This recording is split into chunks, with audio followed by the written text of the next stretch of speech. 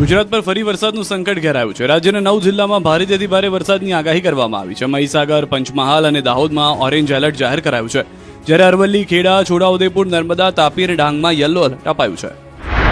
Heavy rainfall की warning है Gujarat reason में, और जो डिस्ट्रिक्ट है जहां पर हैवी रेनफॉल की वार्निंग है वो डिस्ट्रिक्ट है छोटाउदेपुर, दाहोद, नर्मदा, तापी और डांग डिस्ट्रिक्ट शामिल है। और थंडरस्टॉर्म की बात करेंगे तो आज और कल के लिए थंडरस्टॉर्म की वार्निंग है, और जो विंड की स्पीड होगी वो 30 से 40 किलोमीटर पर आवर के आसपास रहने का पूर्वानुमान है। હવામાન વિભાગની આગાહી પ્રમાણે આવતીકાલે પણ 9 જિલ્લામાં મુશળધાર વરસાદ પડી શકે છે। ભારે વરસાદને પગલે કેટલાક વિસ્તારોમાં પૂર જેવી સ્થિતિ સર્જાવાની શક્યતા છે। રાજ્યમાં એક સાથે 4 હવામાન સિસ્ટમ સક્રિય હોવાથી વરસાદનું જોર યથાવત રહેવાની શક્યતા છે, જેમાં monsoon trough, western disturbance, shear zone અને લો પ્રેશર સિસ્ટમનો સમાવેશ થાય છે। આ તરફ આગામી 7 દિવસ રાજ્યમાં અન્ય વિસ્તારોમાં પણ મધ્યમ વરસાદની આગાહી છે, જો કે સૌરાષ્ટ્રમાં હજુ સુધી સામાન્ય કરતાં 21% ઓછો વરસાદ નોંધાયો છે। સુરેન્દ્રનગરના વઢવાણના ખેડૂતોનું હૈયું ભરાયું। 4000 વીઘા જમીનમાં પાક નિષ્ફળ જવાની ભીતિ। અમુક જગ્યાએ પાણી ભરાણા અને મેં ઓછામાં ઓછો 2 થી 2.5 લાખ રૂપિયાનો ખર્ચો ખેતીને બિયારણનો કર્યો હતો, છતાં મારો પાક બધો નિષ્ફળ ગયો। એટલે અતિશય વરસાદ થવાથી હરીમાઈ બાકરથડીની સીમની લગભગ 1600 એકર એટલે 4000 વીઘા જમીન થાય। સુરેન્દ્રનગરના વઢવાણ તાલુકામાં ભારે વરસાદથી ખેડૂતો પાયમાલ બન્યા છે। બાકરથળી અને આસપાસના ગામોમાં ખેતરોમાં પાણી ભરાઈ રહેતા કપાસ, અડદ, તલ, જુવાર સહિતના પાકને વ્યાપક નુકસાન થયું છે।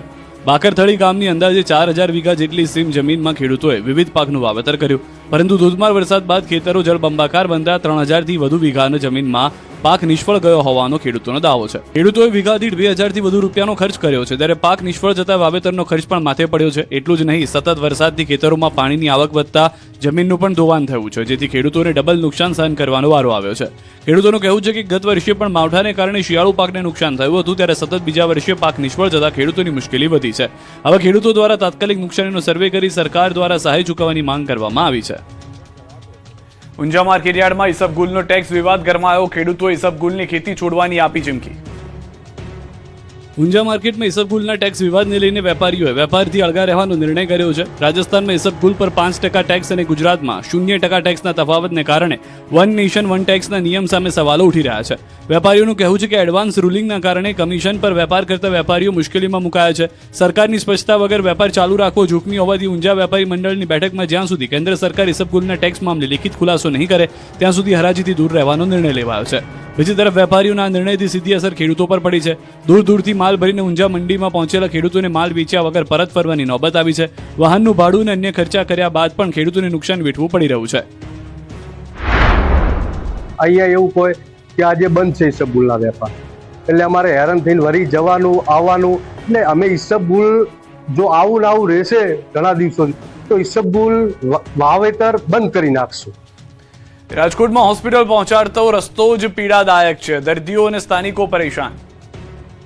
મારે પગ ભાંગ્યો, હા ખાડામાં પછાતા છે, થોડું દુખે, બહુ દુખે, બહુ રોજ આવે।